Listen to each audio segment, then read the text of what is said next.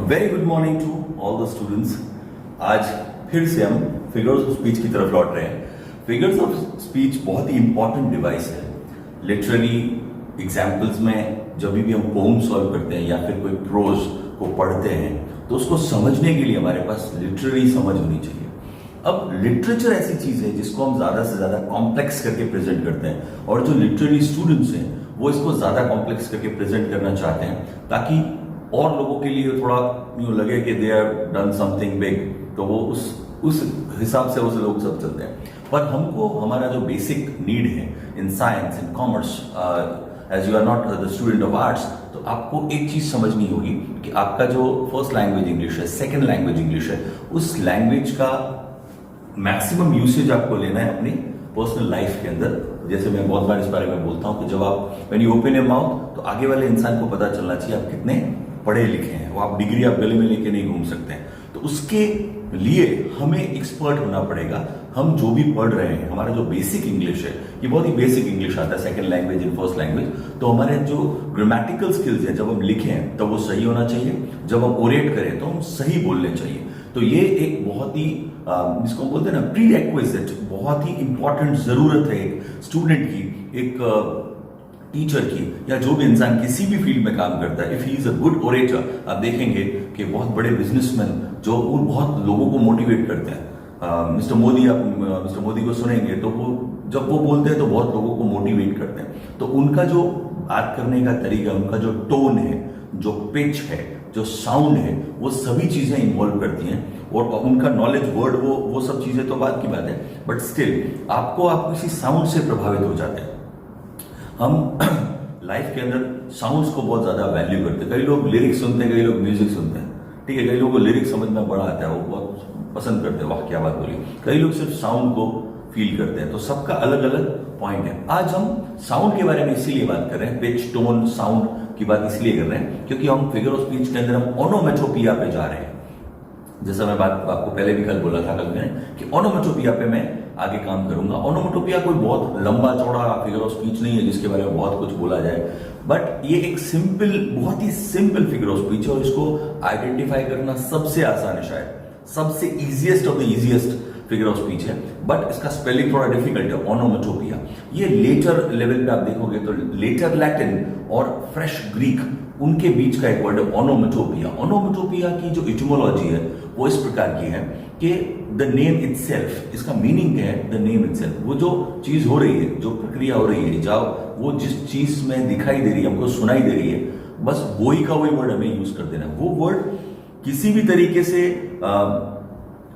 Dictionary में कहीं पर पॉसिबली हो ही नहीं, उसको कॉइन किया जाए, वो वर्ड एज इट इज। जैसे आपने सुना, एक सुनो आप कार, कई बार ये हम भी बहुत ओनोमेटोपिया यूज करते हैं।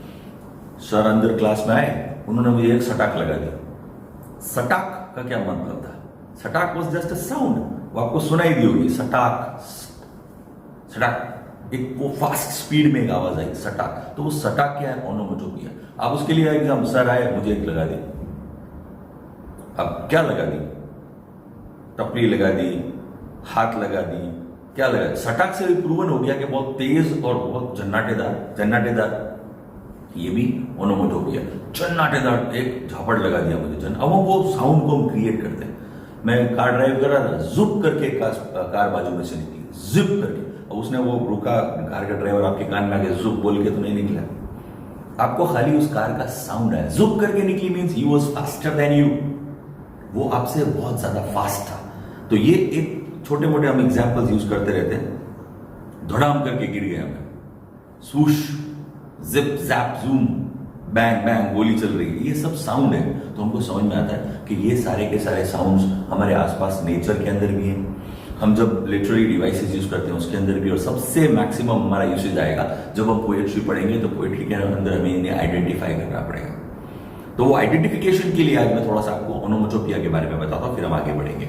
ओनोमेटोपिया, जैसा मैंने इसका मतलब बताया, इसका जो स्पेलिंग है वो थोड़ा सा हल्का सा ऑन अ लॉन्गर साइड है और थोड़ा हल्का सा कॉम्प्लेक्स है। ओनोमेटोपिया, इसको हम तीन चीजों में काट देते हैं। ओनोमेटोपिया, ओनोमेटोपिया मतलब द साउंड इटसेल्फ, जो भी चीज वो आदमी, the name itself, the sound itself, जिस प्रकार की साउंड आ रही है बस हमको वही यूज कर देंगे उसका। आप भी चाहे तो कॉइन कर सकते हैं, कप्लंक एक वर्ड है, कप्लंक, KERPLUNK, ये तो अप्रूव हो गया है कप्लंक। आप कभी देखेंगे तो झील के अंदर पत्थर मार दो, टुपुक, कप्लंक, वो साउंड, उस साउंड को इन्होंने वर्ड में यूज कर दिया, और जो राइटर्स ने जब इसे यूज किया तो वो अप्रूव हो गया। राइटर्स क्या करते हैं, वर्ड को कॉइन करते हैं, इसके लिए बहुत अच्छा वर्ड है इंग्लिश में कॉइन करना। कॉइन का मतलब क्या है, अब वो जो सिक्का है वो उन्होंने मार्केट में उछाल दिया, रीडर्स के सामने वो सिक्का उछाला है।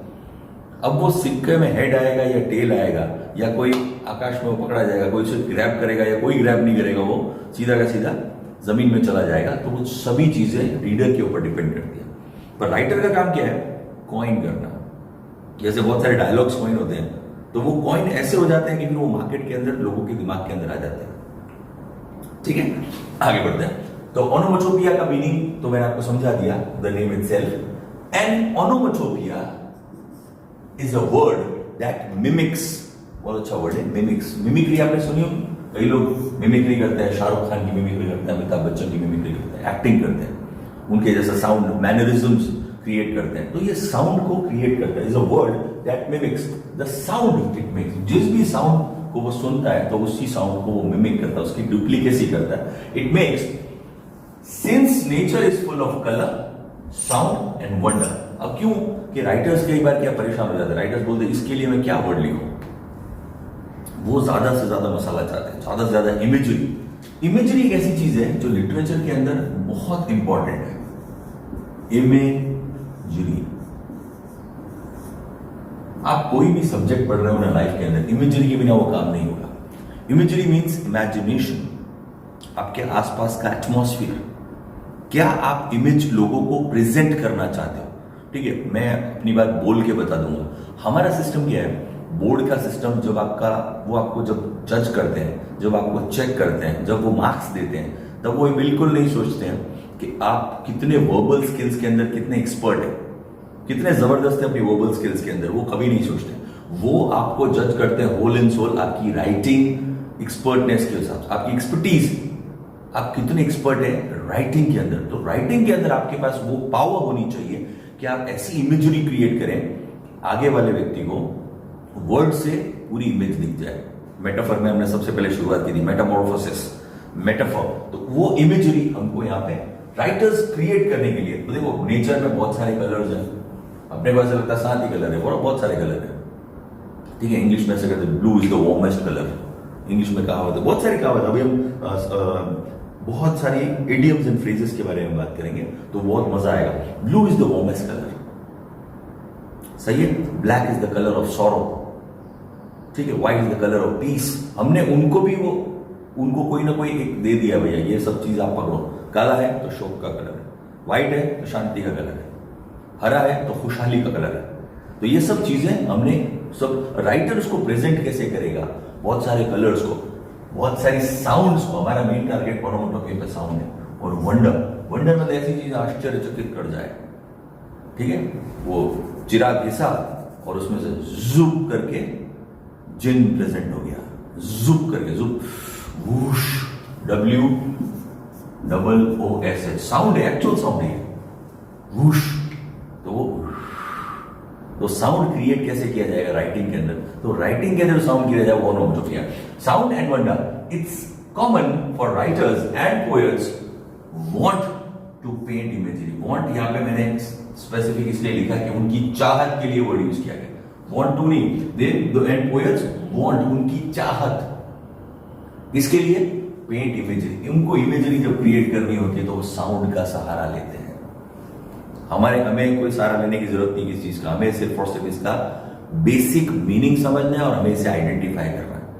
ठीक है, कैसे आइडेंटिफाई करेंगे, देखो सबसे पहले मैं थोड़े से आपको लिटरेरी एग्जांपल दे देता हूं कि the rock kerplunk in the lake. The rock, पत्थर मैंने फेंका तो साउंड क्या है, कप्लंक, कप्लंक इन द लेक। आप भी साउंड करके देखो तो आपको मजा आएगा।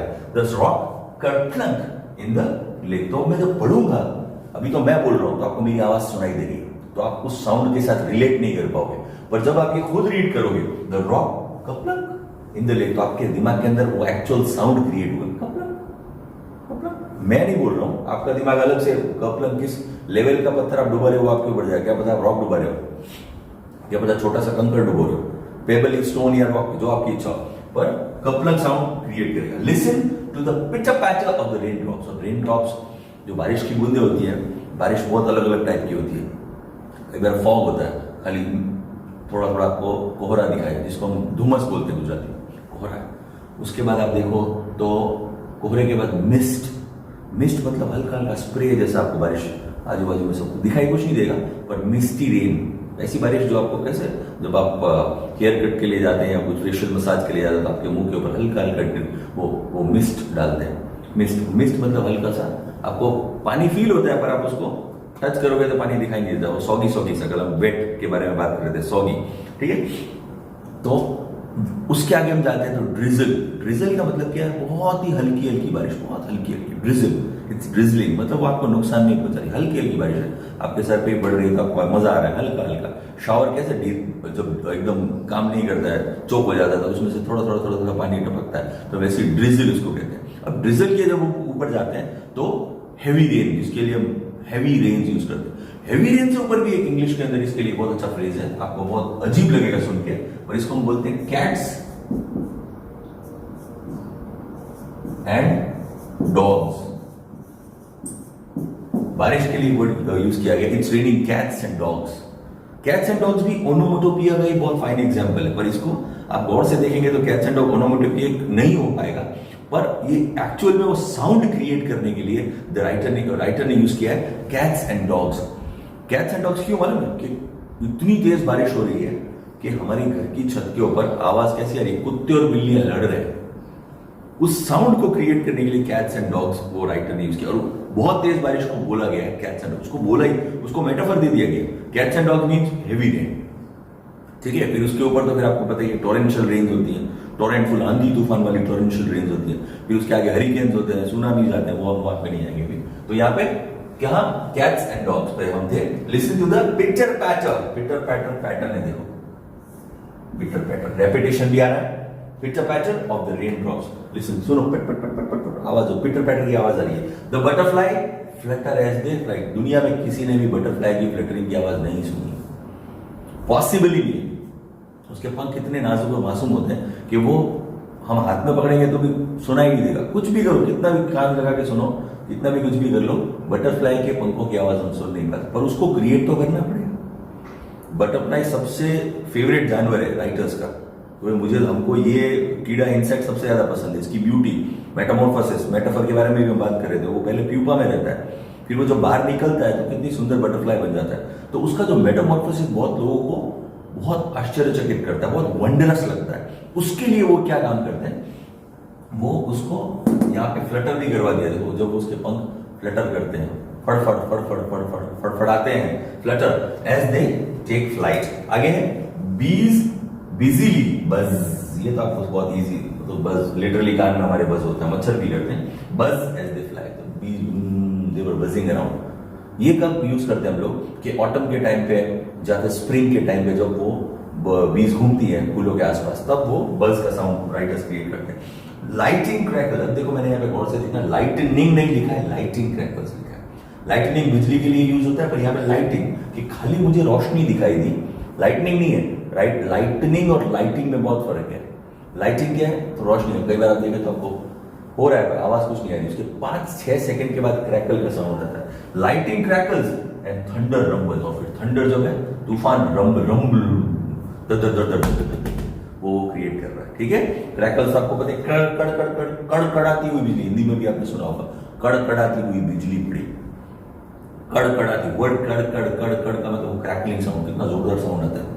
तो वो इफेक्ट क्रिएट करने के लिए सारे साउंड्स ओनोमोटोपिया में यूज किए जाते हैं। सबसे पहले हम ये बात को समझ गए, बेसिक लिटरेरी नेचर पोम्स के अंदर, हमारी पोम्स के अंदर बहुत सारे ओनोमोटोपिक एग्जांपल आएंगे, हम उसे आइडेंटिफाई करेंगे और साथ में काम करेंगे।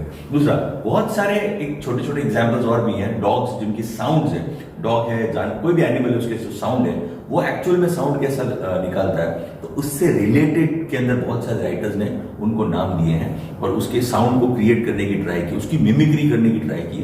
तो थोड़ा समझना, डॉग के लिए वर्ड है of of of of. Dog तो ज्यादा हम बात तो वर्ड यूज करते हैं, पर वो भौंकने की ट्राई जब करता है आफ आफ आफ, ठीक है, हाफ रहा है। बा शीप के लिए, काव काव क्रो के लिए, clip Klopp clip Klopp clip Klopp clip Klopp horse के लिए।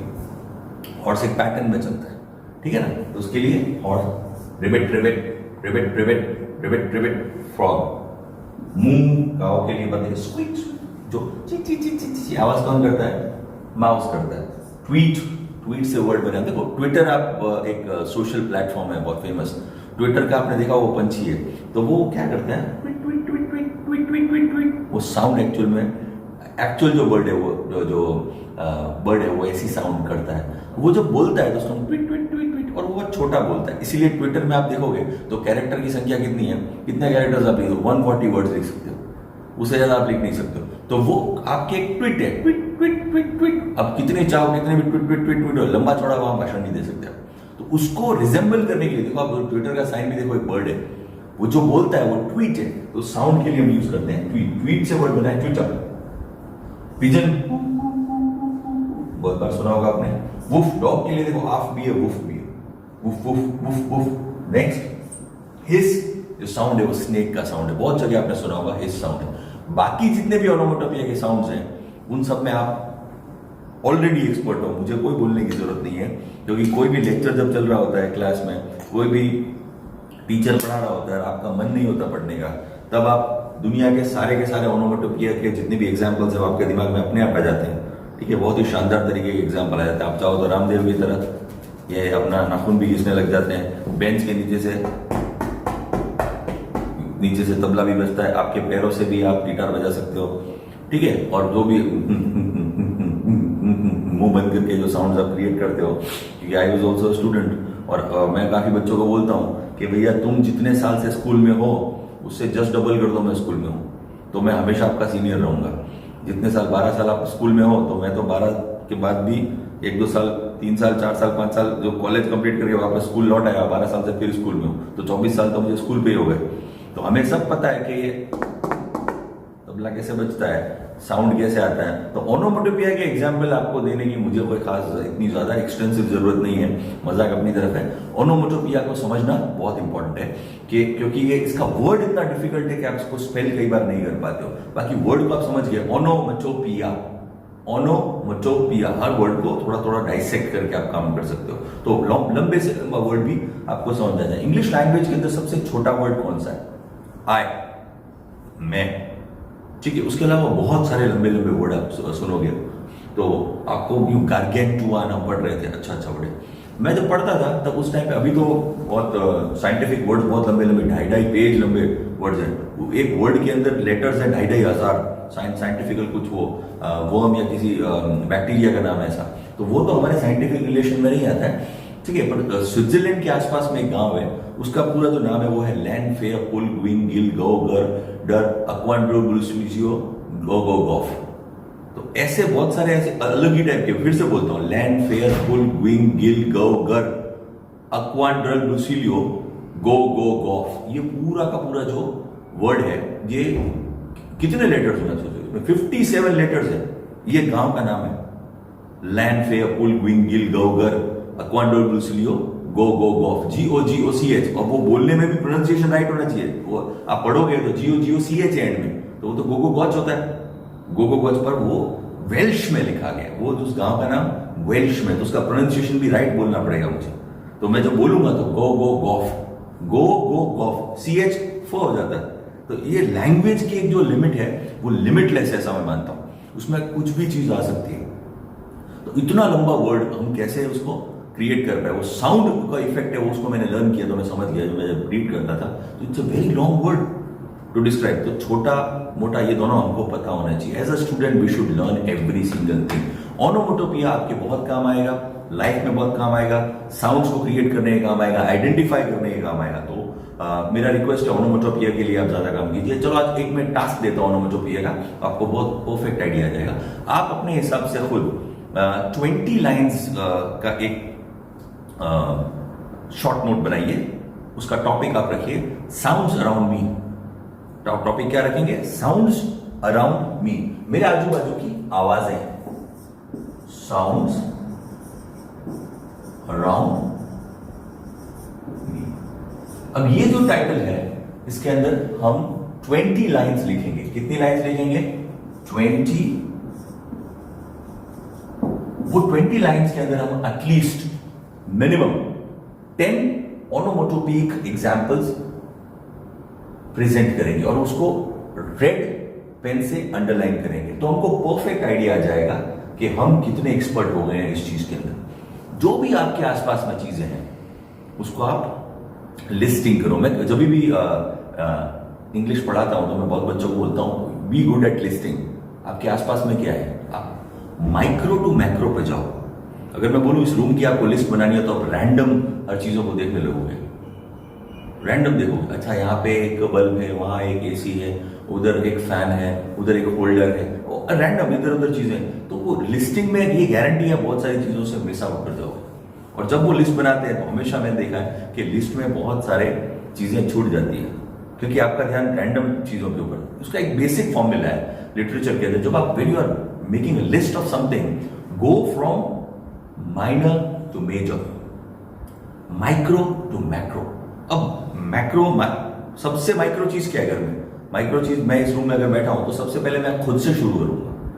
खुद से अगर मैं शुरू करूं तो मैं खुद को देखूंगा पहले, तो मेरे ऊपर क्या है, कपड़े, कौन से कलर के कपड़े, तो वो कपड़ा, उसको उसके ऊपर बटन लगा हुआ है, ये सब। अब मुझे बोले इस रूम के अंदर क्या चीज है, उसकी एकदम मिनिस्क्यूल आप बनाओ लिस्ट, एकदम ऐसी लिस्ट बनाओ ना जिसमें एकदम पेक्यूलियर हर चीज आ जानी चाहिए। हर चीज के अंदर देखो शर्ट है, शर्ट के अंदर बटन भी है, ठीक है, तो बटन ले लिया मैंने, जीन्स लिया, मेरा बेल्ट लिया, तो वो अब मेरा काम यहाँ पे पूरा। मेरा हाथ में अगर रिंग पहनी होती तो रिंग भी मैं यूज कर लेता, गले के अंदर कोई चेन पहनी है तो चेन भी मैं यूज करता, कान के अंदर मैंने पियर्सिंग है तो पियर्सिंग भी वो भी लिखता।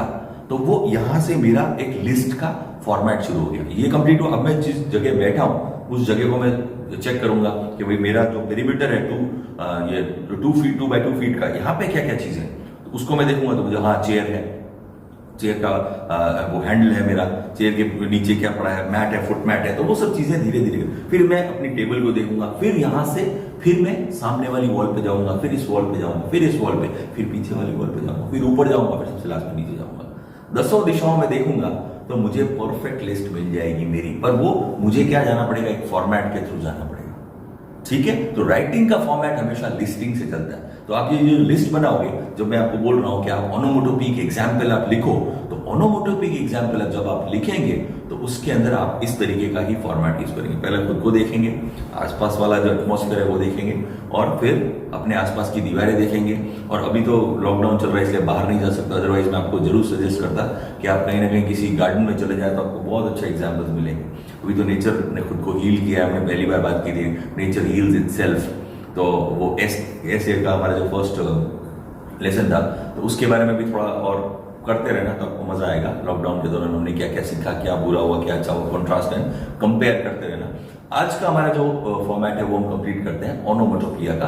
फिगर ऑफ स्पीच के अंदर से ओनोमेटोपिया का आज हमने चैप्टर क्लोज कर दिया। इसको फिर से पढ़ने की ज्यादा जरूरत नहीं है, ये बेसिक आप कर लेना। इस वीडियो को सेव रखना अपने पास, तो कभी भी आपको डाउट्स हो तो आप उसको वापस रिप्लेनिश कर सकते हैं, वापस रिविजिट कर सकते हैं। यही सोशल मीडिया का सबसे बढ़िया फायदा है, ठीक है। उसे पॉज करके देख सकते हैं, उसे वापस घुमा के देख सकते हैं। हमारे टाइम पे ऐसा नहीं था, पर हमारे लिए ज्यादा अच्छी बात थी, हमारे पास ऐसा नहीं था, क्योंकि आप लोग क्या है कि मौज में आ गए हैं। अभी जिसके पास भी वीडियो है तो वो एंजॉय कर रहा है, उसे कोई टेंशन नहीं है, बोले आप पढ़ा है मेरे पास वीडियो, जब इच्छा होगी तो देखूंगा, ठीक है। पर हमारे पास ऐसा, हमारे पास बिल्कुल ना टाइम था, ना इतना रिसोर्सेज थे कि हम उस चीज को देख पाए। आप इसकी रिसोर्सेज आपके पास हैं तो आपको इसका और ज्यादा फायदा उठाना चाहिए। हमें एक पेज मिलता था, वो लर्न करके with in span of time वापस रिटर्न करना पड़ता, या तो फोटोकॉपी करा के उसको हमको कॉपी करना पड़ता था, हैंड रिटन कॉपी करके वो पेपर वापस जिसका था उसे वापस देना पड़ता था, ठीक है। अगर कोई बुक लेती तो इतनी सारी बुक्स थी कि वो सब बुक्स हम परचेस करने में हम सक्षम नहीं थे, तो हम लाइब्रेरी जाते, 2 रुपीज 1 रुपी वो वहां पे जमा करवाते, फिर वो बुक लाते, और with in span of 2 days 3 days का ग्रेस पीरियड मिलता है लाइब्रेरी में। उसमें से जो भी नोट्स होते हैं वो हैंड रिटन करके लिख के वो फिर हमारे पास रखते, वो तभी हमको समझ में वो आती चीज। फिर वो बुक वापस देने जाते, फिर 2 रुपए फिर जमा कराते, फिर वो लेके आते। It was a long process, ठीक है। आप लोग बोर हो जाते हैं ये सब चीजें सुन के, बट हमारे पास एक छोटा सा कोई मुझे अगर रास्पुतिन के बारे में जानना, जो रशिया का जार का जो खास आदमी था जिसने रशियन एम्पायर को, जारिज्म को पूरा बर्बाद कर दिया, तो उसके बारे में मुझे एक लेख जब लिखना था रास्पुटिन के बारे में, तब हमारे पास इंटरनेट अवेलेबिलिटी नहीं थी, तो मुझे पता ही नहीं था कि मैं क्या करूं। तो मैं बहुत जगह गया, मैंने उसके वो एक छोटा सा एक्सपर्ट मैं रास्पुटिन के बारे में लेने के लिए जब गया, तो मुझे इतने चक्कर मारने पड़े लाइब्रेरीज के, कम से कम मेरे 10 दिन गए, तब मैं जाके उसके बारे में 25 लाइन्स लिख पाया। ठीक है, तो वो आपके पास वो एक पावर है, इतनी जबरदस्त सुपर पावर है कि रास्पुटिन के पिताजी का नाम क्या था, रास्पुटिन दिखता कैसा था, कपड़े कैसे पहनता था, उसने लाइफ में क्या किया, कैसे वो मरा, उसके बारे में भी आप click with in span of clicks आपको पूरी बात पता चल जाएगी। तो और आप बहुत लकी हो, पर आप उसको लेना नहीं चाहते हो। प्रॉब्लम वो है कि सब एक्सेसिबल चीजें आ गई है, तो बहुत सारी चीजें एक्सेसिबल है हमारे पास, तो हम उन चीजों के ऊपर ध्यान नहीं दे रहे। ये सबसे बड़ी प्रॉब्लम है। उस प्रॉब्लम को ओवरकम करने के लिए स्टूडेंट को जिज्ञासु होना चाहिए, हर पल जानने की ललक होनी चाहिए। हर पल जितना आप जानने की कोशिश करोगे उतने ही आप अच्छे स्टूडेंट बनते जाओगे। ठीक है, आज के लिए कंक्लूड करता हूं, आज ज्यादा लंबा नहीं खींचूंगा इसको, ओनोमोटोपिया कंप्लीट करें, आगे फिर हम नेक्स्ट लेक्चर में बात करेंगे। एंटीथेसिस की तरफ जाऊंगा, पैराडॉक्स की तरफ जाऊंगा, और आगे फिगर ऑफ स्पीच के बारे में बात करूंगा। पर कल ग्रामर के दूसरे वोकेबुलरी बिल्डिंग के हम चैप्टर्स आगे बढ़ाएंगे। Okay, good day.